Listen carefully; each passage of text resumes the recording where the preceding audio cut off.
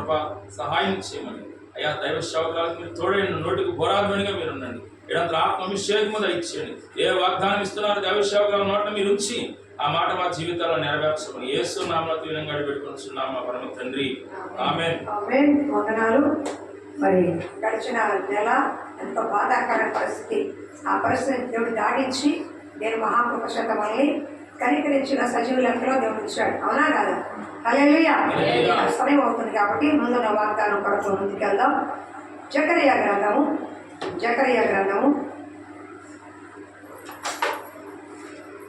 8వ అధ్యాయము. జకరియా గ్రంథము 8వ అధ్యాయము. నేను చదువుతాను రండి. 13-14 చదువుతాను, చూడండి. హల్లెలూయా. 14-15 13-15 చదువుతున్నాం. యూదా వాళ్ళారా, ఇశ్రాయేల్ వాళ్ళారా, మీరు అన్య జనులు ఎలాగూ శాపాస్పదమై ఉంటుందో అలాగే మీరు ఆశీర్వాదాస్పదము ఉంటున్నట్లు నేను మిమ్మల్ని రక్షించను. భయపడక ధైర్యం తెచ్చుకోండి. సైన్యములకు అధిపతి యెహోవా సెలవిచ్చినది ఏమనగా, మీ పితరులు నాకు కోపం పుట్టించక దయ తలచక నేను మీకు కీడు చేయ ఉద్దేశించినట్లు ఈ కాలమున యెరూషలేమునకు యూదా వారిని మేలు చేయ ఉద్దేశించుచున్నాను. నేను మీకు మేలు చేయ ఉద్దేశించున్నాను. నేను మీకు, మీ కుటుంబానికి, మీ బిడ్డలకి, మీ సొత్తు యావత్తుకి మేలు చేయ ఉద్దేశించున్నాను. భయపడకడే. హల్లెలూయా.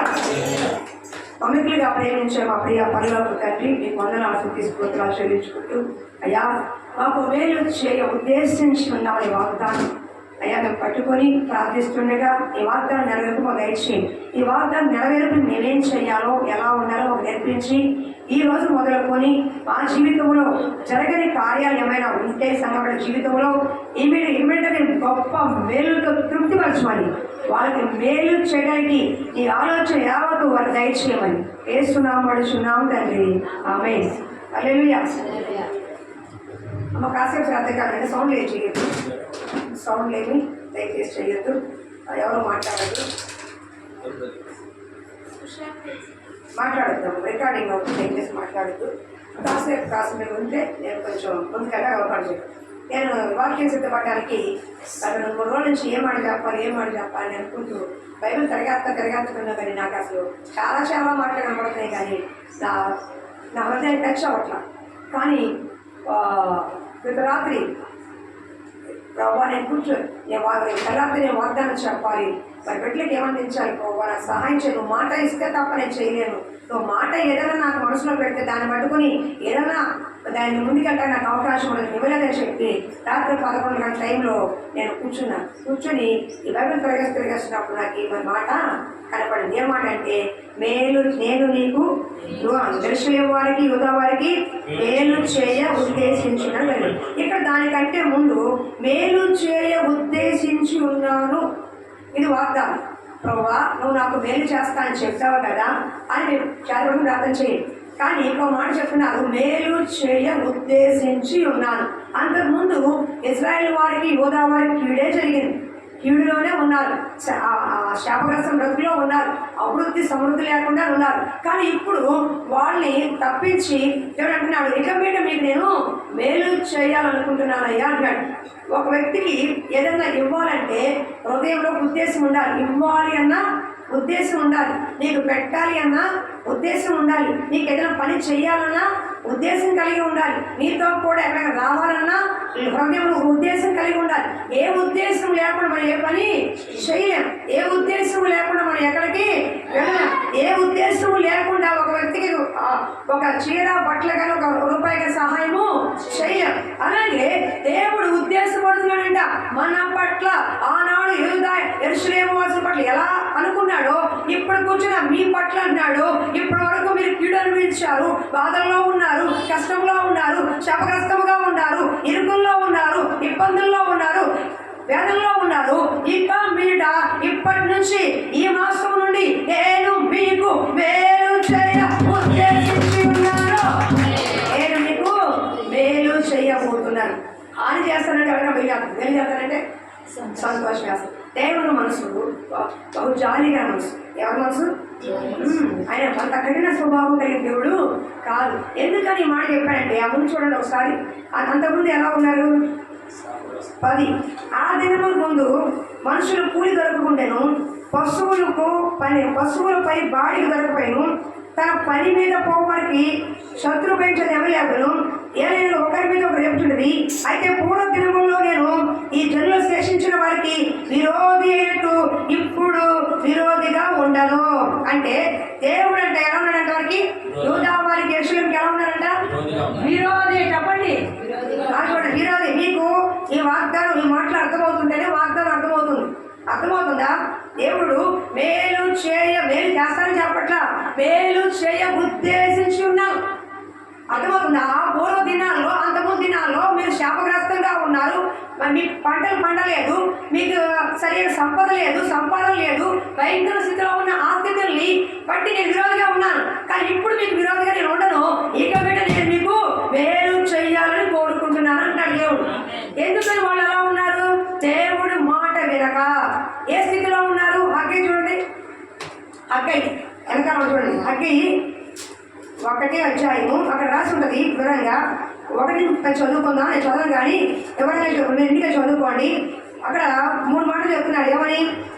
6వ వచనం, మీరు విస్తారంగా విత్తినను మీకు కొంచెమే పండును, మీరు భోజనం చేయించును ఆకలి తీరకున్నది, పానము చేయించును దాహం తీరకున్నది, బట్టలు కప్పుకొంచును చలి ఆకున్నది, పని వారి కష్టం మీద జీతం సంపాదించను జీతము చిరిగిపోయి సంచులో ఉండేసినట్టుగా ఉంది. అంటే వాళ్ళకి అభివృద్ధి లేదు, సమృద్ధి లేదు, కష్టపడుతున్నారా కానీ సంపాదన మళ్ళాగే. అవునా? నెలంతా కష్టపడుతుంటే సాయం నెలకు వచ్చేప్పటికి రూపాయి కూడా కనిపించట్లా. పంటలు వేస్తున్నారే కానీ పసర పూలు ఆ పూలు తినేసి పంటకు చేతులు రావట్లా, పంట చేతులు రావట్లా, కష్టపడి పనిచేస్తుంది, సంపాదన రావట్లా. ఇలా ప్రతి విషయంలో కూడా వాళ్ళు అణగదొక్కబడుతున్నారు, అణిగిపోతున్నారు, ఇబ్బందులు కలుగులో ఉన్నారు. ఎందుకని? దేవుడు వారికి విరోధయ్యాడంట. ఎందుకు విరోధయ్యాడు? దేవుని మాట వినక దేవుడు దేవాలయం పడిపోయి ఉంటే ఆ దేవాలయం పట్టించుకోకుండా వాళ్ళు సరమి వేసిన ఇళ్లలో సుఖ సంతోషాలతో భార్య బిడ్డలు హ్యాపీగా ఉన్నారు. అటువంటి చెరలో ఉన్నవారు విడిపించి అయ్యా ఈ మందిరాన్ని కట్టండి అయ్యా అంటే దాదాపు కొన్ని సంవత్సరాలు దేవుని మందిరాన్ని వదిలేశారు, దేవుని మాట వదిలేశారు, విగ్రహాలకు తిరిగారు. దేవుని ఆజ్ఞకు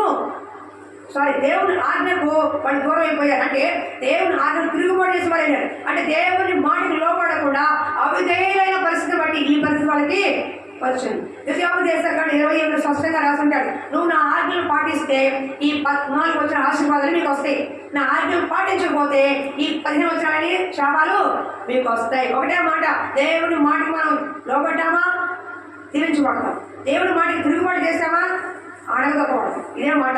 అందుకే యూదా వారు, యెరూషలేము వారు పంటలు లేక, తినడానికి లేక, శత్రు భయం చేత, రకరకాల ఇబ్బందుల చేత వాళ్ళు ఎంతగానో అణగారిపోయారు.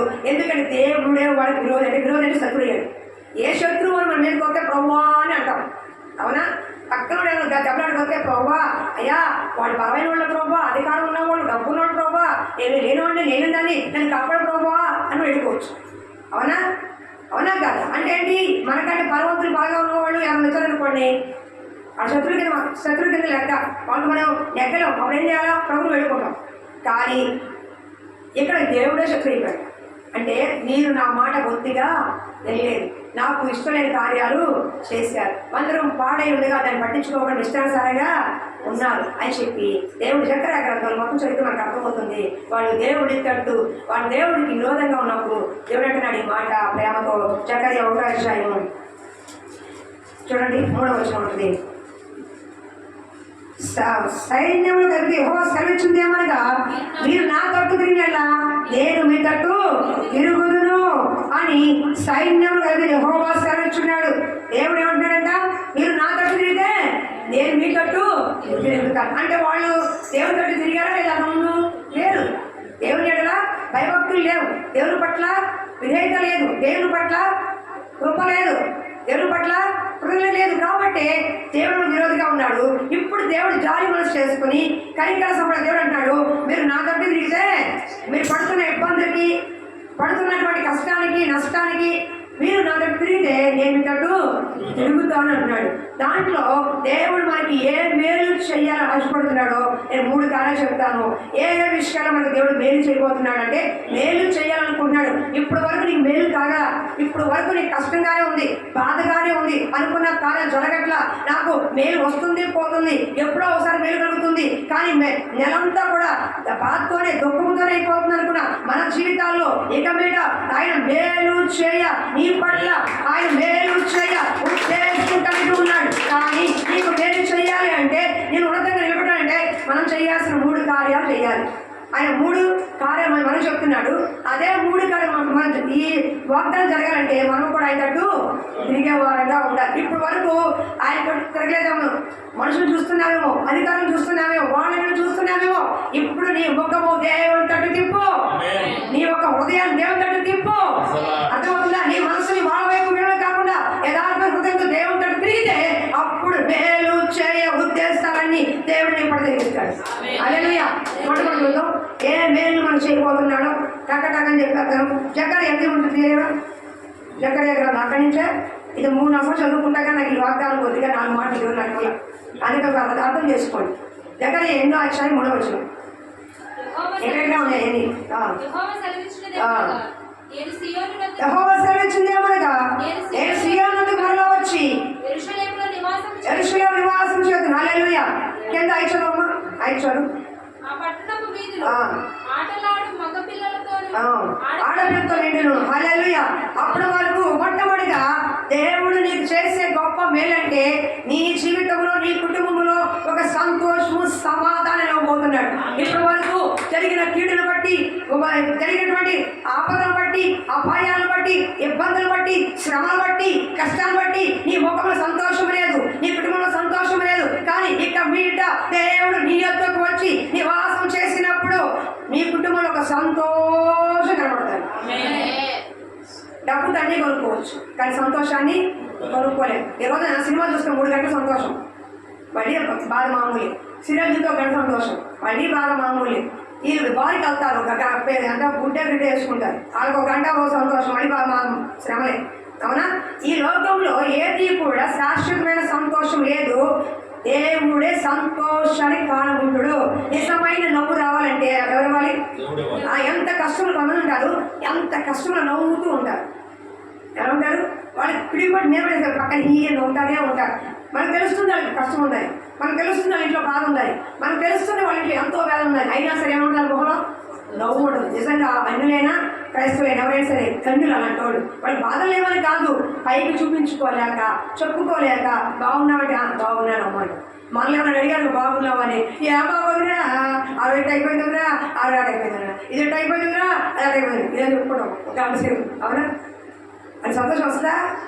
రాదు, బాధలు వస్తాయి. కానీ ఇక్కడ దేవుడు అంటున్నాడు, ఒకవేళ అలాంటి బాధల్లో నీ ముఖం ఉందేమో, ఒకవేళ పైకి నవ్వుతున్న లోకాలు దుఃఖంగా ఉన్నావేమో, నీకు పరిపూర్ణ సంతోషాన్ని నేను ఇస్తాను. మొట్టమొదటి చేసే వేరే నీ జీవితంలో కష్టానికి, నష్టానికి, శ్రమకి నీ ముఖం నవ్వు పోయింది, హృదయాంతరం సంతోషం పోయింది.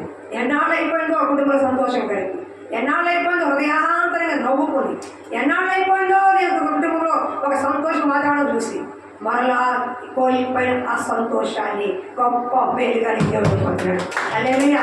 ఫస్ట్ నవ్వుడు ఎంత బాగుంటుంది, కల్లా కపడ లేని నవ్వదు. ఎవరు నమ్మినా సరే, ఏ దేశంలో ఫస్ట్ నమ్మినా వాళ్ళ నవ్వు ఏమవుతుంది? కల్లా కపడ. అవునా? మొట్టమొదటిగా దేవుడు నీకు మేలు చేసేదానికి, నీ కుటుంబంలో పడుతున్న కష్టానికి, వేదనకి, బాధకి నీ ముఖం నవ్వు పోయింది. ఏమిస్తాడంట? సంతోషం ఇస్తాడు. ఆనందము, సంతోషం. జకర్యా 2 ఏమిటయ్యా? 2:10. జకర్యా 2:10. జకర్యా 2:10. సియోను నివాసులారా, నేను ఈమెను నివాసం చేతును, సంతోషంగా ఉండి పాటలు పాడి. హల్లెలూయా. దేవుడు అంట మొట్టమొదటిగా నీ దగ్గరికి వస్తాడంట. అర్థమవుతుందా? ఒకప్పుడు యూదా వాసులు, యెరూషలేము వాసులు కోల్పోయారు వాళ్ళ సంతోషాన్ని, దేవుడికి దూరం అయిపోయారు. కానీ దేవుడు అంటున్నారు, మరలా నేను మీ అందరికి వస్తాను, మీరు మళ్ళీ ఆనందంతో పాటలు పాడతారు, దానాలు చేస్తాను అంటాడంటే ఎప్పుడు పాడతారు? మీరు సహజంగా బాతులు పాడినా, బయట వేసుకుని పాడుతున్నా, మనసులో సంతోషం అయితే పాడొస్తుంది. అవునా? అవునా కదా? మనసులో ఏదైనా కాస్త ఆనందంగా అయితే పాటలు పాడుకుంటే వెళ్తారు. అలాగే ఏదైతే వాళ్ళు కోల్పోయారు అంటే దేవుడు సన్నిధిని కోల్పోయారు, దేవుడు ప్రేమను కోల్పోయారు, దేవుడు ఆజ్ఞను కోల్పోయి శాపగ్రస్తమైన బ్రతుకులో విచారము దుఃఖము తప్ప ఏమీ కనిపించట్లేదు. అలాంటి వారి జీవితంలో మొట్టమొదటి దేవుడు చేసే మేలంటే మీ విచారం కొట్టివేసి, మీ బాధను కొట్టివేసి, మీ శ్రమను కొట్టివేసి నేను మీ దగ్గరకు వచ్చి నివసిస్తాను, మీకు అప్పుడు సంతోషము కలుగుతుంది. అప్పుడు మీరు ఆనందంతో సంతోషంతో గానాలు పాటలు పాడతారు అన్నట్టు. హల్లెలూయా స్తుతి మహిమ అని పాడతారు. ఇప్పుడు చెప్పండి, సంఘంలో పాడినప్పుడు కాదు, సహజ ఎప్పుడు వస్తుంది మీకు హ్యాపీనెస్. 5,000 వేసిన మొహంలో సంతోషం పెట్టి మీకు 1,00,000 వేస్తే మీ మొహానికి పాపం చంద్రబాబు నాయుడు ఎడుతాడు మేము చూస్తే. ఎందుకని పాపం వర్తంలో ఎంత ఇబ్బంది పడుతుంది, డబ్బులు వేసేస్తే ఇలా మొహంలో సంతోషం ఇట్లా సంతోషం కనపడుతుంది మీ మొహంలో. ₹1 ఇచ్చే సంతోషం కనపడుతుంది. ఇంకెప్పుడు పెడతామా? అది డబ్బులతో వచ్చేది కాదు సంతోషం. బంగారం ఉంటే సంతోషం రాదు, బలగం ఉంటే రాదు. నిజమైన సంతోషం, దైవిక సంతోషం దేవుడు ఇస్తే వచ్చేది. అది ఏమన్నా లేకపోయినా, ఆడు ఇచ్చినా ఇవ్వకపోయినా నా దేవుడు అంటున్నాడు పో అనే సంతోషం, నిజమైన సంతోషం. అని అర్థమవుతుందా? ఏం కోల్పోయావు? నీ ముఖంలో, నీ హృదయంలో, నీ ఇంటిలో సంతోషం, సమాధానం కోల్పోయావు. ఒకప్పుడు ఇంటిని బాగా సంతోషంగా పూర్తిసేవాడు, ఇంటిని బాగా కూర్చొని ఆహ్లాదంగా కూర్చోడు. ఇప్పుడు ఈయన ఎప్పుడు తెలియదు, ఆయన కూడా తెలియదు, అబ్బాయి ఎప్పుడు తెలియదు, ఆడ కూడా తెలియదు. 4 దిక్కులు. 12 ఒకళ్ళు అన్నం తింటారు, 8 ఒకళ్ళు తింటాడు, 11 ఒకళ్ళు తింటారు, 2 ఒకళ్ళు తింటారు. అంటే ఎవరు అన్నం వాళ్ళది, ఎవరు కంచం వాళ్ళది, ఎవరు వంశం వాళ్ళది. అంటే ఏంటి? ముక్కగా కొంచెం సంతోషము కుటుంబాలు లేవు. భార్య భర్త సంతోషం కనిపించారు, ఏదో మాట్లాడుకుంటున్నారు, మాటలు అయితే జరుగుతున్నాయి, కానీ హృదయాంతరంలో సంతోషం కనిపించట. తల్లి బిడ్డలు మాట్లాడుకుంటున్నారు, సంతోషం కనిపించట. బంధువులతో మాట్లాడతారు, సంతోషం కనిపించట. రక్త సమయంలో అమ్మ అయ్యా అందరూ ఒక సంతోషం కనిపించట. ఎందుకంటే మనలో ఉన్న విచారాన్ని బట్టి, దుఃఖాన్ని బట్టి, అభివృద్ధి లేని తనాన్ని బట్టి నువ్వు ఏం కోల్పోయావంటే సంతోషం. నవ్వడే మానేసేవారు. పైకి ఆశిష్టను నటిస్తారు, సినిమాలో అని ఉంటారే, డబ్బులైతే నటిస్తారు, ఆ టైమే మనకు. కానీ ఆ బాధలో వచ్చే సంతోషం కాదు, నీ హృదయానందం నుంచి గంతులు వేసే సంతోషంగా నువ్వు పోతున్నాయి. గంతులు నువ్వు అనుకున్న కార్యం జరిగినప్పుడు, నువ్వు అనుకున్న కార్యం జరుగుతున్నప్పుడు, నీ పట్ల దేవుడు గొప్ప మేలు చేస్తున్నప్పుడు, నేను అప్పుడు చేస్తున్నప్పుడు, నీ శ్రమలను, నీ కష్టాన్ని కొట్టివేసినప్పుడు, అప్పుడు నీ మొక్కల సంతోషం ఊరి అక్కడ కాదుగా. దేవుడు నేను చేస్తే వస్తుంది. శారా అబ్రహాంకి కొడుకు పుట్టాడట. అప్పుడు ఏమొచ్చింది? ఇస్సాకు పెట్టాడు. ఇస్సాకు అంటే నవ్వు. అబ్రహాం గారి అబ్బాయి గారు ఇస్సాకు. నేను ఇస్సాకు పెట్టిన నవ్వు అవుతుంది. నవ్వు అంటే ఆ నవ్వు కాదు, సంతోషం వేస్తా పిల్లలు చూస్తాను. ఆ పేరే నాకు సంతోషం. ఇస్సాకు అనే పేరే నాకు సంతోషం. మీకైనా మొదలు కూడా చెప్పండి, ఇస్సాకు పెడతాను. నిజం, ఇస్సాకు అభివృద్ధి పొందినాడు. ఏమనుకున్నావు? కానీ ఇస్సాకు అబ్రహాం గారి కుమారుడు, గొప్ప ఐశ్వర్యుడు, గొప్ప ఆత్మీయ దేవుడు. అవునా? సరే, అలాంటి సంతోషం దేవుడు మనకి ఇస్తాడంటే ఏం కోల్పోయిన బాధపడుతున్నావో ఆ కోల్పోయిన వాడికి తిరిగి ఇచ్చి నీ ముఖంలో సంతోషాన్ని చూస్తాడు. మొట్టమొదటి. రెండోది రక్షణానందం ఇస్తాడు. కోల్పోయిన రక్షణానందాన్ని అంటే ఏం కోల్పోయాను? మన ఆత్మీయ జీవితంలో ఉన్నాం. దావీదు అంటున్నాడు, నేను తప్పు పాపం చేశాను, కానీ నన్ను సరైన శ్రేమ కానీ రక్షణ ఆనందము మరలా నాకు దయచేయి. ఏది కోల్పోయిన రక్షణ మాత్రం కోల్పోకూడదు. రక్షణ ఆనందం కోల్పోతే మన ముఖంలో అంత ఆనందం, సంతోషము కనపడదు. కాబట్టి కోల్పోయిన ప్రతి దాన్ని కూడా దేవుడు మనకి తిరిగిచ్చే దేవుడు. రెండోది ఏంటంటే, అందుకంటే మహా సంతోషకరం అంటే, సంతోషకర శుభవార్త ఏంటంటే, నీ కొరకు దేవుడు దావీదు పుట్టి ఉన్నాడు. ఏమన్నాడు? దేవుడు నీ కొరకు మహా సంతోషకర శుభవార్త, మీ కొరకు రక్షకుడు దావీదు ప్రణుడు పుట్టి ఉన్నాడు. ఎప్పట్లో నీ కొరకు యేసు పుట్టి ఉన్నాడు. ఈ లోకంలో ప్రతి మానవాళి పాపము కొరకు పుట్టి ఉన్నాడు. పాప క్షమాపణ కొరకు, పాప విమోచన కొరకు ఆయన పుట్టి ఉన్నాడు. అది అసలైన సంతోషం. ఈ విషయం తెలుసా? డబ్బు పోతే డబ్బు ఇస్తారు, వస్తువు పోతే వర్తిస్తారు, కానీ నీలో ఉన్న పాపాన్ని తీసే శక్తి ప్రపంచం ఎవరికి లేదు, ఒక యేసు తప్ప. అర్థమవుతుందా? ఇప్పుడు గుండెలో ఒక భారాన్ని మోస్తున్నావు. ఆ భారాన్ని దేవుడు తప్ప ఎవరు తీరే. వస్తువులు కావాలంటే వస్తాయి, డబ్బు కావాలంటే వస్తాయి, శారీస్ కూడా వస్తాయి, కానీ హృదయంలో నువ్వు మోస్తున్న ఆ వేదన, ఆ భారం, పశ్చాత్తాప భారం, అది దేవుడు తీస్తే తప్ప మళ్ళీ రావు. అర్థమవుతుందా? కాబట్టి ఆ భారం ఎవరు తీయాలి?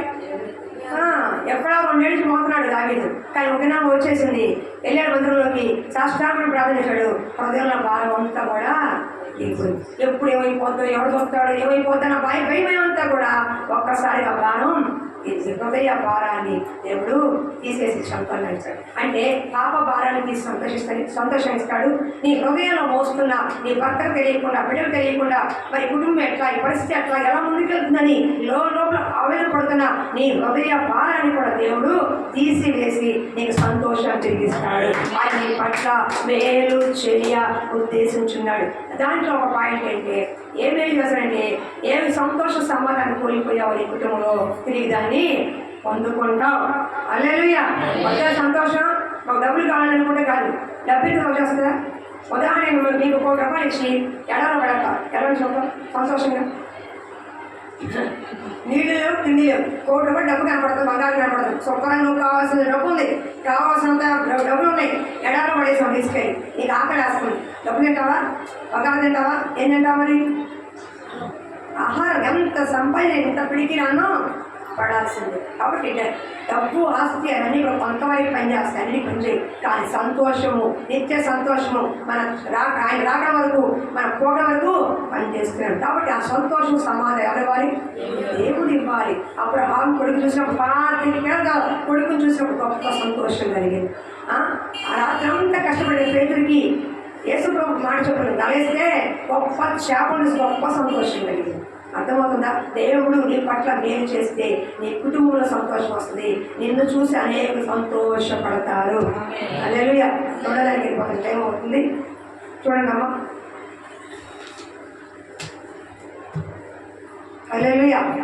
చూడండి జకర్యా 8:10 రెఫరెన్స్ రాసుకున్నారు. జకర్యా 8:10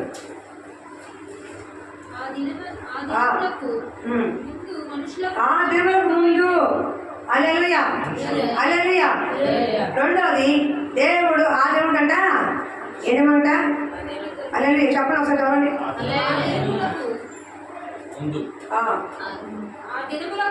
అంతే, ఆ దినములకు ముందు కదా. చాలమ్మా. రెండోది, దేవుడు నీ పట్ల మేలు చేయ ఉద్దేశించాలంటే, అంతకుముందు ఆ దినాలలో ఎలా ఉన్నో తెలియదు, కానీ ఇప్పుడు ఆయన చేసే మేలును బట్టి మరలా నీకు అభివృద్ధి, సమృద్ధి, ఒక ఆశీర్వాదం జరగబోతున్నాడు. హల్లెలూయా. ఆ దినముల్లో ఎలా ఉంది? చేతికి పంట రావట్లా, పంట లేదు, ఆహారం లేదు, సమృద్ధి లేదు, అభివృద్ధి లేదు, ఏ మాత్రం కూడా కష్టపడి సొమ్ము కూడా చేసి రావట్లా.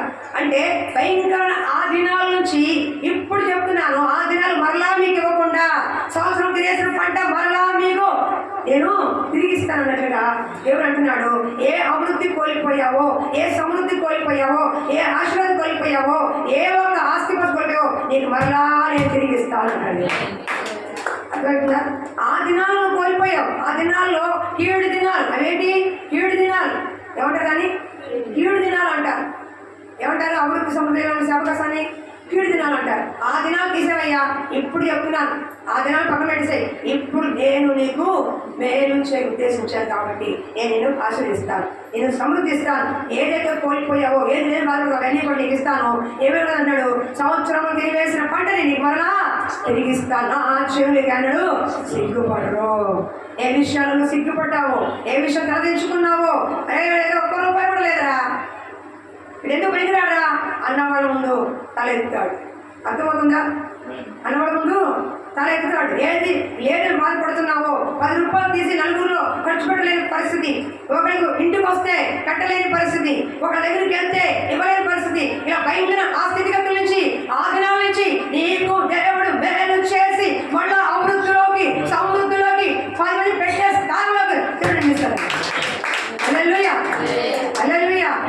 ఆ దినాలు ఎలా ఉన్నాయి చూడమ్మా, ఆ దినాలు ఎలా ఉన్నాయి అంటారా? రాసం చూడు, చదువు. ఆ దినం ముందు కూలి దొరకబడేను, పశువుల పనికి పనిగా దొరకపోయేను, తన పని మీద పోవడానికి శత్రువుల భయం చేత నెమ్మది లేకపోయేను. ఏలేనుగా ఒకరి మీద ఒకరి. హల్లెలూయా. అంటే ఆ దినాల్లో, కష్ట దినాల్లో, బాధ దినాల్లో, ఇబ్బంది దినాల్లో మనం ఉన్నాం, అవునా? కానీ ఇప్పుడు అంటున్నాడు ఆ దినాలు కాదు, నేను నీకు మేలు చేయ ఉద్దేశించాను కదా, నువ్వు అభివృద్ధిలోకి సమృద్ధిలోకి ఇతరులకి సహాయం చేసే స్థితికి నేను తీసుకెళ్తాను. అర్థమవుతుందా? ఏం చేయాలి? ముందు ఏం చేయాలి? సంతోషం ఇస్తానంటే ఆయనతో తిరగాలి. ఏం చేయాలి? కండిషన్ ఏంటి?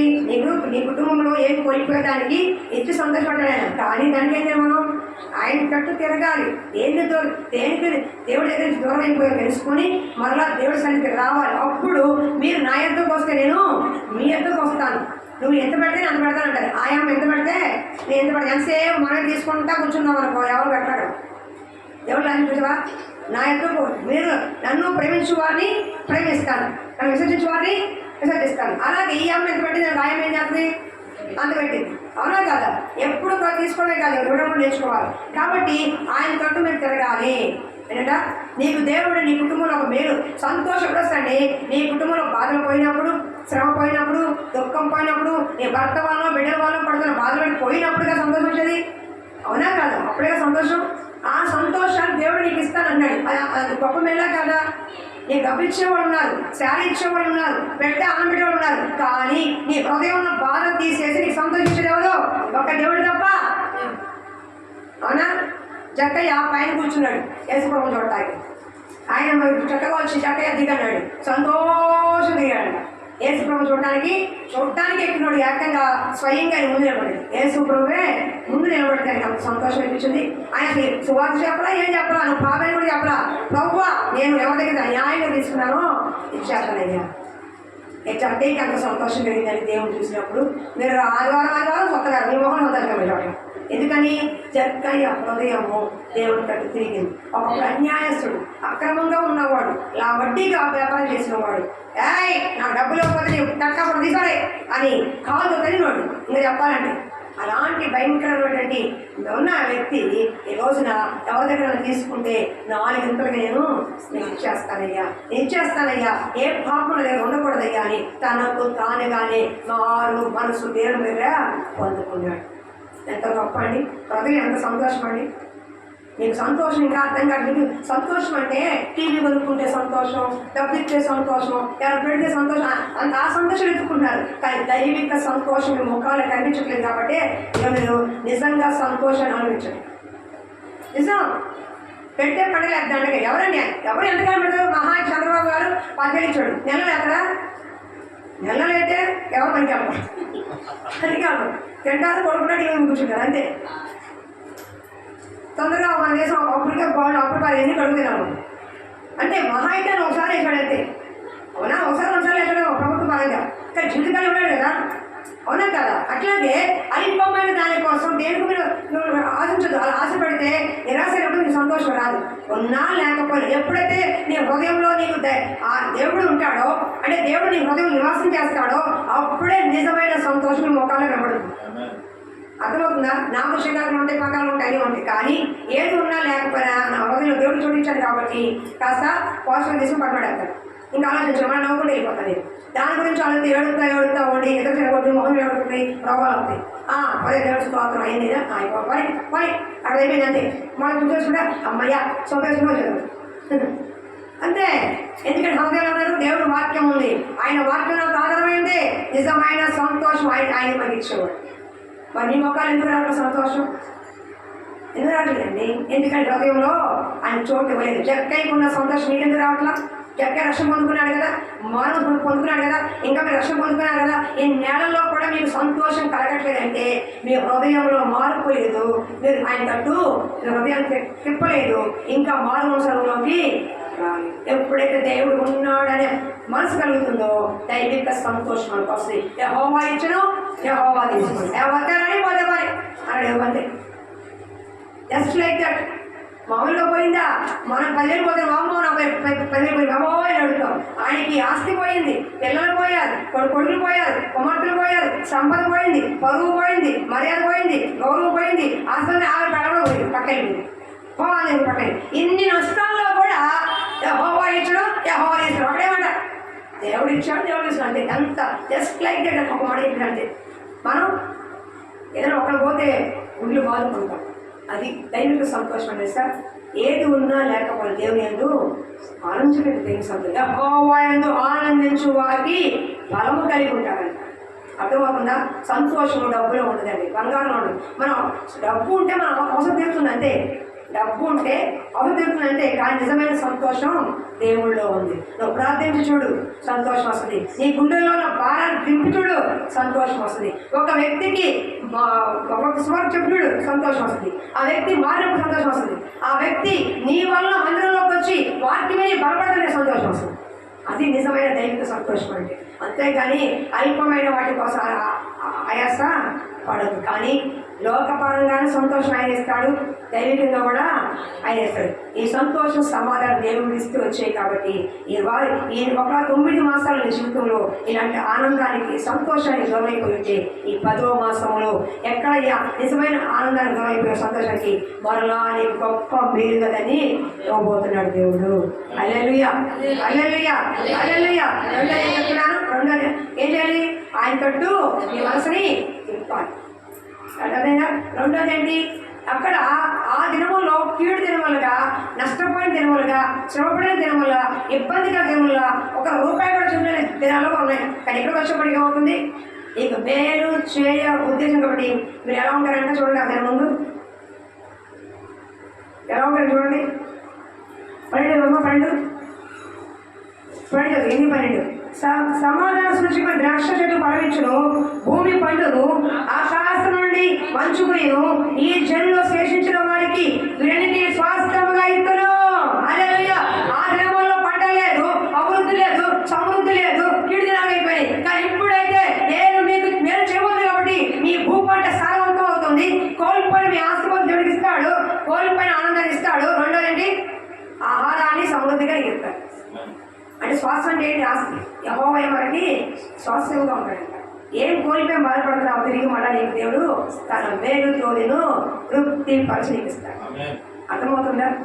ఇది రెండోది. నేను చెప్పిన రెండో పాయింట్ చెప్తున్నా. మేలు ఉద్దేశించలో నువ్వు ఆ దినంలో నీకు అభివృద్ధి సమృద్ధి లేదు, తింటారు లేదు, కష్టంలో ఉన్నావు, బాధల్లో ఉన్నావు. కానీ వాటిని తీసి అంట ఏమంట? చెట్లు ఫలము, భూమి పంట, ఆకాశం నుండి మంచు వర్షము కురితాడు. అంటే ఒక సంపదని దేవుడు మనకి ఒక ఆశీర్వాదం చూపిస్తున్నాడు. ఆశీర్వాదము ఏమంటారు? ఒక ఆశీర్వాదం. ఆశీర్వాదం ఏంటి? తినక ఆహారము, వస్త్రాలు, నెమ్మది, సంతోషము, కాస్త ఆర్థికంగా కలిగి ఉంటాం. ఇవన్నీ కూడా దేవుని లోపమైన ఆశీర్వాదం. కాబట్టి ఇవన్నీ కూడా దేవుడు మనకి అలా మేలును బట్టి ఇస్తారంట. నేను మేలు చేయ ఉద్దేశించున్నాను. ఇప్పుడు వరకు కష్టపడ్డాయా, సరిగా అభివృద్ధి లేదు, సమృద్ధి లేదు, ఏం కొనుక్కోవాలి, ఏం చేయలేకపోయావు, ఒక వస్తువు లేదు, ఒక అభివృద్ధి లేదు, ఒక సమృద్ధి లేదు, ఒక రూపాయి లేదు, ఇంట్లో ఎక్కడ చూసినా అలా ఉంది. కానీ ఎప్పుడు చెప్తున్నాను, నీ పట్ల నేను మేలు చేయాలనుకున్నా. కాబట్టి ఏది కోల్పోయావో అవన్నీ కూడా నేను నీకు తిరిగిస్తాను. ఒక ఆశీర్వాదాన్ని నేను ఇస్తాను. అన్య శరీర మధ్య అవమానాస్పదంగా ఉండక నా విజయులైన మీరు సిగ్గునందుకున్నట్లు నేను దీన్ని చేస్తాను. ఎందుకు తెలుసా? ఆయన బిడ్డలుగా ఉన్నాం కాబట్టి. ఆయన బిడ్డలో ఎలా ఉన్నారేంటి? మందిరానికి వెళ్ళాడు కదా, ఎలా ఉన్నారేంటి, అలా ఉన్నారని అన్ని అవమానాస్పదంగా ఉంటుంది. అది ఎవరికంటే అవమానం? మనకంటే, దేవుడి కంటే. ఎందుకంటే ఇశ్రాయేల్ ప్రజలు నిందిస్తుంటే ఆ బాధ పడ్డారు దేవుడు. ఇశ్రాయేల్ పెడతంటే ఎవరు బాధేసింది? దేవుడికి. ఇశ్రాయేల్ పెట్టుకొని ఎవరు బాధేసింది? దేవుడికి. అట్లాగే మన పట్ల కూడా జోక్యం చేసుకుని ఏ అన్య చెడు మధ్య అవమానాస్పదంగా జీవితం ఉందో దాన్ని తిరగరాసి నేను ఆశ్రయించి వారి ముందు ఉన్నతంగా దేవుడు నిలబడతాడు. హల్లెలూయా, హల్లెలూయా. దానికి ఏం చేయాలి? ఏం చూడండి, తీయమ్మ 16. మీరు చేయవలసిన కార్యం ఏమనగా ప్రతివాడు తన పొరుగు వారితో సత్యమే మాట్లాడవలెను. ఏం మాట్లాడినా 17 కూడా తన పొరుగు వారి మీద ఎవడును దుర్యోచన యోచింపకూడదు, అబద్ధ ప్రమాణం చేయ ఉద్దేశించకూడదు. ఇవన్నీ కూడా రహస్యము. అంటే నీకు ఒక ఆశీర్వాదం నిండుగా ఉండాలంటే, దేవుడు నీ పట్ల గొప్ప మేలు చేయాలంటే కండిషన్ ఏంటంటే సత్యం ఆడాలి, సత్యమే చెయ్యలే, సత్యం ఆడాలి. అబద్ధాలు నాకు అసహ్యం అంటాడు. అబద్ధ ప్రమాణం నాకు అసహ్యము అంటే దేవుడి దగ్గర ఏం కోపం మన నుంచి సత్యం ఆడాలి. సత్యం అంటే ఏంటి? నిజం. అదేగా సత్యం అంటే నిజం కదండి. నిజం మాట్లాడండి. రెండో సత్యం అంటే వాక్యమే ఉంది. సత్యం అంటే యేసయ్య ఉన్నారు. యేసుని గురించిన మాట మీరు మాట్లాడండి. యేసు వ్యక్తిగతమైన జీవితంలో మీ సత్యం మాట్లాడండి. ఆత్మీయ సత్యం ఏంటంటే యేసు ప్రభు వారు పిలాతు అంటున్నాడు, సత్యం అనగా ఏంటంటే, సత్యం అనగా యేసే, ఆయనే మార్గము, నేనే మార్గము, నేనే సత్యము, నేనే జీవము. సత్యం అనగా వాక్యము. వాక్యం ఎవరైనారు? ఆది యందు వాక్యము దేవుడై ఉన్నాడు. కాబట్టి సత్యం అనగా యేసు ప్రభు వారు. ఆయన ఎప్పుడు సత్యం అన్నాడు. తన 33 సంవత్సరాల జీవిత కాలంలో అబద్ధము ఆడలేదు, అబద్ధ ప్రమాణము చేయలేదు. ఆ సత్యం గురించి చెప్పాడు, సత్యమే మాట్లాడాడు. నీ జీవితంలో నీ నోట సత్యమైన మాటలు రావాలంటే నిజమైన మాటలే బయటికి రావాలి. రెండవది, యేసుని గురించి సువార్త నువ్వు సత్యాన్ని బోధించాలి. అర్థమవుతుందా? ఒక కుటుంబం నీ వల్ల బాగుపడితే ఆటోమేటిక్గా నీ కుటుంబం కూడా బాగుపడదు. పొరుగు బిడ్డ నువ్వు చూసుకుంటే నీ బిడ్డని ఎవరు చూసుకుంటాడు? అర్థమవుతుందా? పొరుగు బిడ్డ నువ్వు చూసుకునే నీ బిడ్డని ఎవరు చూసుకుంటాడు? ఎంతసేపు మన కష్టాలు మన బాధలు మనకే ఏమిటి, పక్కన మెలిగిపోతున్నాం, పక్కన ఇబ్బంది పడుతున్నాం, పక్కన సమస్యలు పోతున్నాం, పక్కన అనేకులు దేవుడిని ఎరగక నరకయ్యాలు పడుతున్నా, ఒక్కళ్ళకు కూడా మన స్వార్థ సత్యం చెప్పకపోతే ఆ లెక్క దేవుడికి చెప్పాలి సుమా. అంటే మేలైనది చెయ్యనెరిగి అలాగూ చేయని వారికి పాపం. మేలంటే ఏంటి? నీకు సహాయం చేయాలని తెలుసు కానీ నువ్వు సహాయం చేయవు. ఇతరుల కోసం ప్రార్థన చేయాలని తెలుసు కానీ ప్రార్థన చేయవు. మన క్రమంలో ఉండాలని తెలుసు కానీ మనం ఉండవు. దేవుడు సువార్తలో దేవుడి పేరు పొందుకున్న మేలు వాళ్ళు కూడా పొందుకోవాలని చెప్పాలని తెలుసు కానీ చెప్పం. ఇదే మేలైనది చేయనెరిగి అలాగూ చేయమని పాపం. నీ పెద్ద దొంగతనం చేయాలా, మగ చేయాలా, మనమంగా చేయాలా, సత్యం చెప్పకుండా మౌనంగా ఉన్నావే, అదే నీ పాపం అయ్యా. ఆజ్ఞాతకరం పాపం కాదు. సత్యం దేవుడిని ఎరిగి మేలు పొందుకొని కార్యాలు పొందుకొని నలిగిపోతున్న వారికి, నశించిపోతున్న వారికి, ఇబ్బందులో ఉన్న వారికి, కుటుంబ కలహాలతో ఉన్న వారికి, బయట స్థితిలో ఉన్న వారికి, వ్యసనాలతో ఉన్న వారికి దేవుని గురించి చెప్పకుండా ఉన్నావే, అదే పాపం. జాగ్రత్త సుమా. 10 ఏళ్ళ నుంచి పచ్చి చేస్తున్నాం. 20 ఏళ్ళు ఎవరికి కావాలి? సీనియారిటీ. దేవుడికి కావాలి సిన్సియారిటీ కావాలి. ఏం కావాలి దేవుడికి? 20 ఏళ్ళు, 40 ఏళ్ళు, 50 ఏళ్ళు విశ్వాసం చెప్పుకోవడానికి కాదు. పరలోకంలో సిన్సియారిటీ పైకి రాదు. సారీ, నీ సీనియారిటీ పైకి రాదు. సిన్సియారిటీ కావాలి. లోకంలో ఉద్యోగం చేసేవాడికి సీనియారిటీ కావాలి. వ్యాపారం చేసేవాడికి అనుభవం కావాలి. కానీ దేవుడి దగ్గరకు వచ్చేవాడికి సిన్సియారిటీ కావాలి. అర్థమవుతుందా? సీనియారిటీ కాదు, ఎంత అనుభవం ఉందని చూడు, ఎంత నిజాయితీగా చెప్పావో చూస్తాడు. చెప్పే చిన్న మాట ఇశ్రాయేల్ దేశం చెప్పింది, నయమాను నా యజమానుడు షోమ్రోన్లో ఉన్న యజమాని దగ్గర ఉంటే బాగుండు. అది షోమ్రోన్లో ఉన్న నాయకుడి దగ్గర ఉంటే బాగుండు. చిన్న మాట అంది. అదేమ్మా నయమాను గుర్తు వచ్చిందండి. చూసింది ఆ పిల్ల, అయ్యో ఇశ్రాయేల్ చిన్న పిల్ల, 10 ఏళ్ళ పిల్ల ఉంది. యజమాని గుర్తు వచ్చి, అయ్యో నా యజమాని గుర్తు వచ్చిందే కాబట్టి షోమ్రోన్లో మా సేవకు ఉన్నాడు, అక్కడికి వెళ్తే అయ్యగారికి తగ్గిపోద్దమ్మా ఉంది. వెంటనే అయ్యగారు ప్రాణం అయ్యారు. ఆయన మాటలు లోపడ్డారు, కుర్చుని పోగొట్టుకున్నారు. చిన్న మాట, చిన్న సాయం. 5 రొట్టెలు 2 చేపలు. ఎవరా మాట్లాడు? తప్పు. నేను మాట్లాడే మస్తు మాట్లాడదు. బిడ్డ పరిష్కరిస్తా బిడ్డ, కూర్చో. ఏం చెప్తున్నా నేను? నాకు మాట్లాడతా ఇక్కడ వెళ్ళిపోదు బయట. అసలు మనమే అందంగా మాత్రం ఏదో అలా వాడుకుంటాడు ముందేను వాడు. చెప్పండి అమ్మ, నేను ఏం చెప్పినా చిన్న పిల్లవాడు, బాలుడైన వాడు 3 రోజులు పాపం వేసుకుని వాటికి అంటున్నారు. ఆకలి చెప్పండి. అక్కడ ఏం జరగదు, అరణ్యంలో ఉన్నారు. ఏమైనా ఉన్నాయంటే మమ్మీ ఇచ్చిన 5 రొట్టెలు 2 చేపలు ఇప్పుడు అన్నాడు. 5 రొట్టెలు 2 చేపలు ఉన్నాయొచ్చో అని ఇచ్చేసాడు. నేను తినాలి, నేను పిల్లోడు కదా, నేను తినాలి, నేను స్వార్థం చెప్పలా. ఉన్న 5 రొట్టెలు 2 చేపలు ఏసుకు శిష్యుడు ఇచ్చాడు. సహాయం ఇవ్వడు లేదా? మనమా 100 రూపాయలు జేబులో ఉన్నామా, అమ్మా 10 రూపాయలు తప్పు కాదు. నీ దగ్గర 100 రూపాయలు ఉన్నాయిగా, 10 రూపాయలు ఇవ్వచ్చుగా. సాయం కదది. అది ఎవరికి ఇవ్వాలి? ఏ వికలాంగులకో, ముసలోళ్ళకి, ముసలోళ్ళకి ఇవ్వాలి. అందరికీ మనం ప్రమాడుకోవాలి. ఆమె ముసలందరికీ ఇచ్చుకుంటే ఇలా ప్రమాడుకోవాలి. అది ఎవరికి అవసరమో వాళ్ళకి ఇవ్వాలి. వృద్ధాప్యంలో పడిపోతూ ఉంటారు, ఓపిక లేదా అలాంటి వాళ్ళకి వాళ్ళకి సాయం చేయి. అది మేలు. అర్థమవుతుందా? కాబట్టి సత్యం అంటే యేసు. యేసు ప్రభు సహాయం చేసే గుణం ఉంది. యేసు ప్రభు వారికి సువార్త చేసే గుణం ఉంది. యేసు ప్రభు వారు ప్రేమించే గుణం ఉంది. యేసు ప్రభు వారు నశించిపోతున్న ఆత్మ పట్ల భారం కలిగిన మనసు ఉంది. అలాంటి మనకి లేకపోతే ఆశీర్వాదం ఎంత ప్రార్థన చేసి కప్పు దాడేస్తాను. ఎంత చేస్తే ఇవన్నీ మనం చేయటం. ఆశీర్వాదం కోసం అడుగుతున్నా కట్టే, కానీ ఆశీర్వాదం రావటానికి మార్గం ఏంటని అడగట్లా.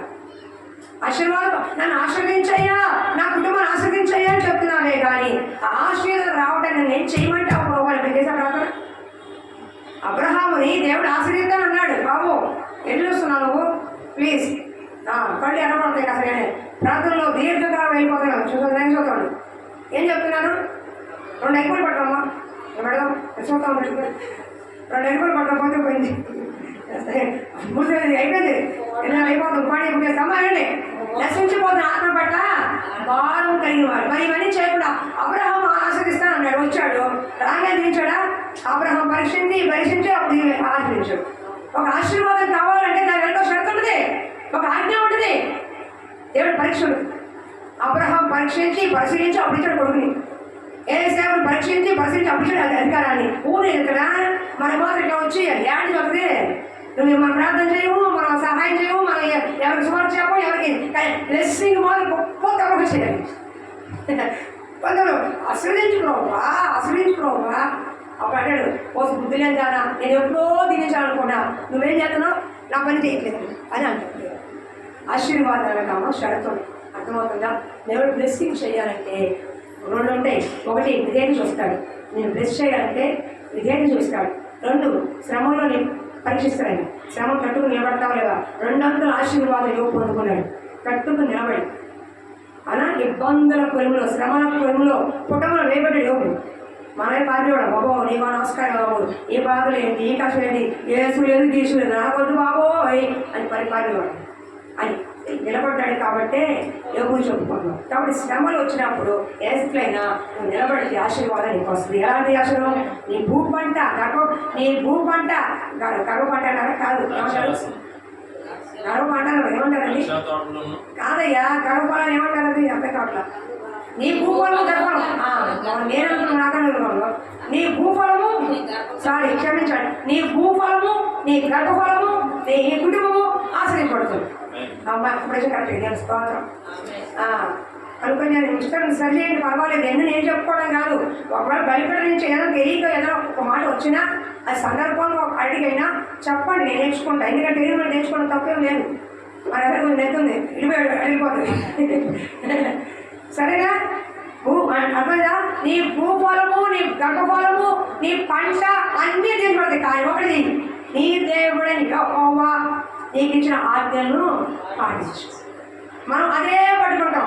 నా భూఫలము, నా గర్భఫలము దీవించుకోవడం అంటది. తల ఏది తోపడున్నాడు. తల ఏంటి? నా ఆజ్ఞల్ని పాటించు. చదువు విద్యోపదేశకాండం. నేను ఆశీర్వాదం కాలేదు చూడండి. విద్యోపదేశకాండం 28 వచ్చారు. ఇంకా 10 నిమిషాలు ముగించేస్తారు. విద్యోపదేశకాండం 28 అధ్యాయము. ఇప్పుడు పట్టుకున్నారేమో. తల పట్టుకోండి, మాట పట్టుకోండి, తల పట్టుకోండి. అప్పుడు ఆశీర్వాదం ఎన్ని వచ్చేది మీకు ఎవరు అవసరం. దేవుని అందు మీరు ఉండి సత్యం మాట్లాడి సత్యం చెప్పినప్పుడు ఈ ఆశీర్వాదాలన్నీ మీకు వచ్చాయి. ఎప్పుడు చదవండి. 28:1 విద్యోపదేశకాండం 28:1. నేను నీకు ఆజ్ఞాపించుచున్నా ఆయన ఆజ్ఞలన్నిటిని అనుసరించి అమ్మ విను. నీవు నీ దేవుడిని యెహోవా మాట శ్రద్ధగా విని. 1 నేను నీకు ఆజ్ఞాపించుచున్నా ఆయన ఆజ్ఞలన్నిటిని అనుసరించి ఇది 2 3 నీ దేవుడిని యెహోవా భూమి మీద సమస్త జనముల కంటే నేను హెచ్చించును. నీ దేవుడు యెహోవా మాట వినేలా ఈ ఆశీర్వాదాలన్నీ నీకు వచ్చేయాలి. అబ్బా ఎన్ని ఆశీర్వాదాలు ఉన్నాయో. ఇవన్నీ ప్రార్థన చేస్తాం కానీ ఏం చేయవు? దేవుని మాట విను, దేవుని ఆజ్ఞల్ని పాడు. నీ దేవుడిని యెహోవాను శ్రద్ధగా విను. నిద్రపోకుండా, కలవరపడకుండా, అనాలోచనగా కాకుండా, ఎక్కడో ఆలోచన కాకుండా శ్రద్ధగా దేవుడు విను.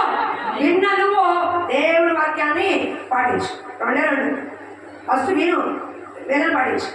అంతే. అప్పుడు ఎన్ని వచ్చాను నీ కనుక ఇదే. కానీ మనం ఏం చేస్తాం? ఆశీర్వాదాలు ప్రార్థన చేస్తాం కానీ మాట వినము, ఆజ్ఞకి లోపడం. అవునా? అలా ఉండదు. దేవున్న ప్రతి ఆశీర్వాదం వెనక కండిషన్ ఉంది. బైబిల్ మొత్తం చదువుకోండి. ఏ భక్తుని ఆశ్రయించాడు దాని వెనక ఎంతో ప్రయాస, పరీక్ష, దాని వెనక షరతులు ఉన్నాయి. అవునా కాదు? కాబట్టి జ్ఞాపకం ఆశీర్వాదం ఊరే రాదమ్మా. దేవుడికి మనం విధేయత చూపించినప్పుడు దేవుడు ఇది ఇస్తాడు. అర్థమవుతుందా? కాబట్టి మనం ఏం చేయాలి? దీవించబడాలంటే దేవుడు నీకు ఈ నెల గొప్ప మేలు చేయ ఉద్దేశించున్నాడు. నీలో నీ కుటుంబాన్ని ఆశీర్వదించాలని ఉద్దేశించున్నాడు. కానీ నువ్వు ఆయన మాట వినాలి, దేవుని వాక్యాన్ని పాటించాలి. ఈ రెండు చేస్తే చాలు, గొప్ప ఆశ నిలిచాను. 3 10 నిమిషాలు ముగించాక నేను 3 తీయ జకరియా 21:23 8వ అధ్యాయం 21:23 జకరియా చదువమ్మా. 8వ అధ్యాయంలో 21-23 చదువు. పట్టణపు వారు మరి ఒక పట్టణపు వారి ఎదుకు వచ్చి ఆలస్యం చేయక యెహోవాని శాంతిపరచుటకు సైనికులకు అధిపతి యెహోవాని వెతుకుటకును మనము పోలిక రెండని చెప్పగా వారు మేము వద్దువను. వాటయ్యమ్మా మంచిగా లేవు చూస్తారు అలాగా. మంచిగా ఏమంటే అక్కడ చదువమ్మా చదువు. అనేక జనములు బలము గల జనములు యెరూషలేములో సైన్యములకు అధిపతి యెహోవాను వెతుకుటకును యెహోవాని సైన్యములకు అధిపతి యెహోవా సెలవిచ్చినదేమనగా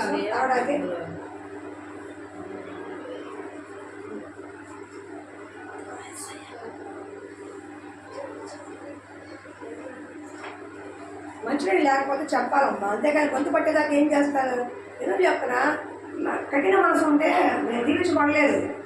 గొంతు చెంచుకోవాల్సిన కనీసం మనుషులు కూడా పెట్టాలి. మీరు ఎవరికి అబ్బాయి చెప్పచ్చు కదా. చదువమ్మా చదువమ్మా, నేను వినపాల. ఒక పట్టణపు వారు మరి ఒక పట్టణపు వారి యొద్దకు వచ్చి ఆలస్యం చేయక యెహోవాని శాంతిపరచుటకు సైన్యములకు అధిపతి యెహోవాని వెతుకుటకును మనము పోతుకు రండని ఆయన చెప్పగా మేము వద్దు. హల్లెలూయా. రెండోది, దేవుని పట్ల జరిగించే గొప్ప కార్యాలు ఇతరులు చూసి మీ దేవుని యొద్దకు మేము కూడా మీతో వచ్చేదమని చెప్పెదను. ఏ పట్ల దేవుడు చేసే గొప్ప మేలు, ఆశ్చర్య కార్యాలు, అద్భుత కార్యాలు, సూచక క్రియలు నీ పట్ల జరిగించి నువ్వు పొందుకున్న మేలును బట్టి ఇతరులు నీ అయిన వారు నిన్ను బట్టి దేవుని యొద్దకు వస్తారు. మీ మొహంలో అర్థమైన సంతోషం కనిపించడం అర్థం కావట్లేదా? ఇతర మొహంలో ఉన్నారా? ఇప్పుడు ఏం చెప్తున్నాను, మీ ఎక్స్ప్రెషన్ ఎలా ఉంది? నేనేం చెప్తున్నా, మీ ఎక్స్ప్రెషన్ ఎలా ఉందమ్మా? మూసేసి వెళ్ళిపోతాం పదా. లేకపోతే ఎంత గొప్ప మాట చెప్తుంటే మీకు కనీసం అర్థం కాక మీ మొహాలు పెట్టారా, లేకపోతే ఏమో లేని అలా పెట్టే నాకు అర్థం కాలేదు. ఇక్కడ నీ పట్ల దేవుడు, మూడోది నీ పట్ల నేను మేలు చేయ ఉద్దేశించున్నానంటే నీ పట్ల జరిగించే గొప్ప ఆశ్చర్య అద్భుతకర జనాలు చూసి మేము కూడా నీ యొద్దకు వస్తాము అంటే దేవుని యొద్దకు వస్తారు అని అంటున్నాడు దేవుడు.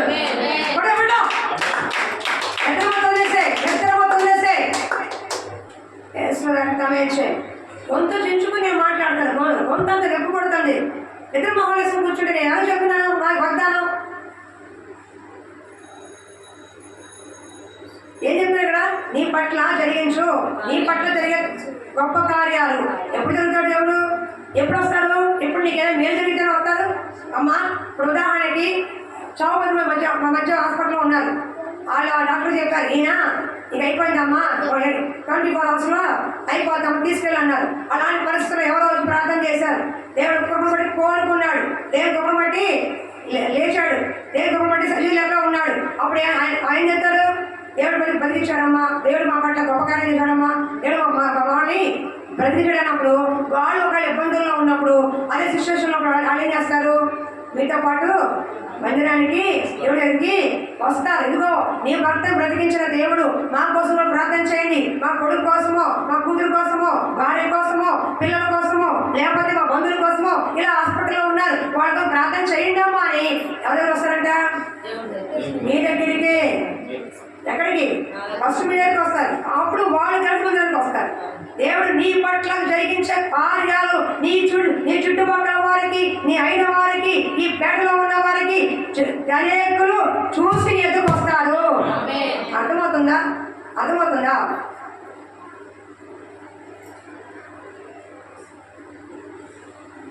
యేసు ప్రభు మరి ఎంట ఉన్నప్పుడు అనేకులు వచ్చారు.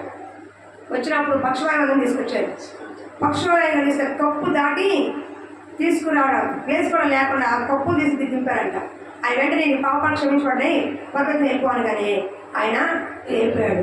ఆ ఒక్క సూచక క్రియ చుట్టుపక్కల అందరికీ కూడా ఆశ్చర్యపరిచింది. ఎంతో మంది ఆ తర్వాత యేసుప్రభువు కొన్ని 100 మంది రోగస్తులు వచ్చారు. చంద్ర రోగం, ఆ రోగం, ఈ రోగం, జల రోగం, రక్తస్రావం, రకరకాల వ్యాధిగ్రస్తులు అందరూ యేసుప్రభువు చేసే గొప్ప కార్యాన్ని ఆయన వచ్చారు. అర్థమవుతుందా? నీ పట్ల ఏమైనా జరిగితేగా నీ కుటుంబంలో జరగలేదు తప్పు నీది, దేవుడిది కాదు, దేవుడి పక్షపాతి కాదు. నీ కుటుంబంలో ఇంకా మేలు జరగకపోవడానికి కారణం ఎవరంటే నువ్వే అడ్డుపడదు, నువ్వే. ఎందుకంటే యేసుప్రభువు దగ్గరికి వచ్చిన ప్రతి ఒక్కరూ కూడా మేలు పొందుకున్నామండి. అవునా? ఏదో ఒట్టిగా వచ్చిన వాళ్ళు ఎవరు కాదు, ఒట్టిగా వెళ్ళిన ఎవరు కాదు. వాళ్ళు అన్నిలో అవని దేవుడు నమ్ముకున్న వాళ్ళు అవని శత్రువులు అవని శత్రువు కూడా దేవుడు మేము ఎలాగంటే యేసుప్రభువు పట్టుకోవడానికి వస్తే ఒక సైనికుడు చెవి తగ్గొట్టాడు పేరు తెలివి తగ్గొడితే వెంటనే యేసుప్రభువు చూపట్టుకొని శివ అంటే అతికించాడు. శత్రువు కూడా దేవుడు మేలు చేశాడు. అవునా? కాబట్టి యేసుప్రభువు దగ్గరికి అనేకులు వచ్చింది. స్వార్థంగా అయినా ఒకవేళ మేలు చేస్తాను అనుకునే సరే అనేకులు ఆయన చేసే గొప్ప ఆశ్చర్య కార్యాలను బట్టి ఆయన దగ్గరికి వచ్చారు. ఈ పట్ల ఈ రోజున నువ్వు నీ పట్ల దేవుడు చేసే అద్భుత కార్యాలను బట్టి అనేకులు రావాలి. ఇంకా రాలేదు అంటే దాని ప్రాబ్లం ఎవరిది? వందే. ఆయన పక్షపాతి కాదు. ఆయన అంటున్నాడు ఇప్పటి వరకు ఒకళ్ళు రాలేదేమో, ఇప్పుడు నీకు మేలు ఉద్దేశించే కాబట్టి నీ పట్ల నేను చేయబోయే కార్యాలు బహుభయంకరమైనవి. అనేక చెరువులు జాతులు చెప్పుకునేట్లు నీ ఎంతకు వచ్చి మనం కలిసి సిద్ధము కలిసి ఆనందిస్తామని అనేకలు వచ్చి నీ ఎంతకు వచ్చి మాట్లాడతారని చెప్తాను. హల్లెలూయా. ఏసేపు దగ్గర ఒంటరిగా ఎవరు రాలా, కానీ యేసేపు అధికారి చేసిన తర్వాత అన్నదమ్ముల తండ్రి కూడా కాళ్ళకు వచ్చేసారు. ఆయన పట్ల చేసిన అద్భుత ఆశ్చర్య కార్యాన్ని బట్టి యేసేపు యొక్క అన్నదమ్ములు కాళ్ళకు వచ్చి శాస్త్రాంగపడ్డారు. అర్థమవుతుందా? త్రోసి వేసిన వారు, నెట్టి వేసిన వారు, ఎగతాళి చేసిన వారు నీ పట్ల జరగబోయే కార్యాలను చూసి నీ వద్దకు వస్తారు. హల్లెలూయా. నీ వద్దకు వస్తారు. ఎందుకంటే నీ పట్ల దేవుడు ఈ నెల మొదలుకొని, ఈ రోజు మొదలుకొని, ఈ క్షణం మొదలుకొని నీకు నాకు దేవుడు మేలు చేయ ఉద్దేశించినాడు. నీ పట్ల ప్రత్యేక ప్రణాళిక కలిగి అనేక జాతుల వారి మధ్య నిన్ను వాడుకొనుటకు, నిన్ను నిలబెట్టుటకు, నేను అనేక సాక్షిగా ఉంటాను. అదే దేవుడు నీ పట్ల మేలు చేయబోతున్నాను. 3 రకాలైన మేలు. ఇంట్లో ఉన్న సమస్యలను బట్టి, శ్రమను బట్టి సంతోషం మర్చిపోయాము. ఇక మీద నీకు సంతోషాలు ఇవ్వబోతున్నాడు. రెండవది, అంతకుముందు దినాలన్నీ కూడా కష్టంతోనూ శ్రమతోనూ అభివృద్ధి లేక సమృద్ధి లేక చాలా పండుగ గడిచిపోయింది. కానీ ఈ రోజు మొదలుకొని నీ కుటుంబంలో గొప్ప మేలు, సమృద్ధి, అభివృద్ధి, ఆశీర్వాదం ఇవ్వబోతున్నాడు. మూడవది, నీ పట్ల దేవుడు అనేక కార్యాలు జరిగించిన సాక్షిగా నిలబెట్టి నీ ద్వారా అనేకులు మందిరానికి దేవుడు నడిపించుకుంటాడు. నీ ద్వారా యేసు వద్దకు వస్తాడు. హల్లెలూయా. నిన్ను బట్టి నీకు దేవుడు చేసిన కార్యాలంటే మాకు చెప్పు. దేవుడిని బట్ట చేసిన కార్యాలు కనులారా చూస్తున్నాము. ఆ దేవుడు మాకు కూడా కావాలి, మమ్మల్ని తీసుకెళ్ళండి ఎక్కడికి అని చెప్పుకుని మరి వస్తాం. హల్లెలూయా. కాబట్టి దేవుడు మేలు చేసేవాడే కానీ కీడు చేసేవాడు కాదు. కీడు మనం చేస్తాం. కీడు ఎవరు చేస్తారు? మనుషులే మనం చేస్తాం. ఆయన కీడు కోరుకునేవాడు కాదు, కీడు చేసేవాడు కాదు. నీ పట్ల ఇప్పుడు వరకు ఒకవేళ దేవుడు వ్యతిరేకంగా ఉన్నామేమో, ఆజ్ఞ మీదేమో, ఏ స్థితిలో ఉన్నా నాకు తెలియదు. ఈ రోజున ఈ 3 కార్యాలు నీ కుటుంబంలో జరగాలంటే ఆయన తట్టు నువ్వు తిరగాలి, సత్యం మాట్లాడాలి, సత్యం చెప్పాలి. మూడోది, అనేక భయభక్తులకి నీ జీవితము జీవించాలి. ఎప్పటికైనా జీవితం జీవిస్తావో నీ పట్ల ఆశ్చర్య కార్యాలు జరిగించి నీ అనేక జాతుల నుంచి దేవుడు నిన్ను ఎదిగింపచేస్తాడు. నీ ద్వారా అనేక జనాంగాన్ని మందిరం నడిపిస్తాడు. ఒకసారి చూస్తానండి, ఒక్కొక్క కుటుంబం ఉంటుంది, ఒక 10 కుటుంబాలు తీసుకెళ్ళిపోతారు. నిజం. అక్కడ ఆ ప్రదేశంలో కుటుంబాలు ఉంటే ఆ చుట్టుపక్కల ఆళ్ళు బంధువులు అందరూ 10-20 కుటుంబాలు వెళ్ళిపోతారు. ఎందుకని? వాళ్ళు చెప్పే విధానాన్ని బట్టి, దేవుడు చేసే కార్యాలను బట్టి. దేవుడికి ఇష్టకార్యంగా నువ్వు జీవిస్తే దేవుడు నిన్ను ఏసేపులాగా ఉన్నతంగా నిలబడతాడు. ప్రతి మేలు నీ పట్ల జరిగించి తింటాడు. అర్థమవుతుందా? కాబట్టి చెప్పండి, మేలు చేయ ఉద్దేశించి ఉన్నావు. చెప్పండి, నీకు చెప్పండి, నీకు చెప్పండి, మీరు చెప్పండి, చేయబడుకోండి. దేవుడు నీకు చెప్పండి, దేవుడు నీకు మేలు చేయబోతున్నాడు. మేలు చేయ ఉద్దేశం. ఇప్పుడు నాకు చెప్పండి, ఎందుకు చెప్తా? దేవుడు మీకు మేలు చేయ ఉద్దేశిస్తున్నాడు. ఇప్పటి వరకు ఒక ఎత్తు, అక్టోబర్ మాసం నుంచి ఒక ఎత్తు. కాబట్టి మన జీవితంలో ఆత్మీయంగా ఎప్పుడైతే నువ్వు గ్రోత్ పెరుగుతావో పిడా నీ ఆత్మ వర్ధిల్లుచున్న ప్రకారం అన్ని విషయంలో సౌఖ్యంగా వర్ధిల్లుతావు. నీ ఆత్మ వర్ధిల్లు చేసుకో. వెనక వాడి మంచి, ముందున్న వాడికి వేగిరపడు. ఆయన కట్టు నీ హృదయం తిప్పు, నీ మనసును తిప్పు.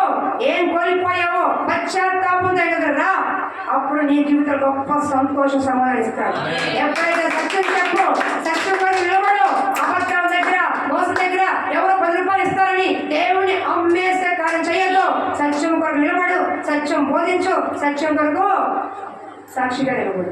మూడవది, దేవుడిని పంట చేసి అద్భుతంగా చేయాలంటే దేవుడి సన్నిధిలో కనిపెట్టుకొని భయ భక్తులతో మనం జీవించాలి. ఈ 3 కార్యాలు మీరు చేస్తే ఈ 3 ఉద్దేశాలు దేవుడు మన పట్ల జరిగిస్తాడు. ఈ కొద్ది మాట దేవుడు దీవించుగాక. మేలులో నీ మేలులు మరచిపో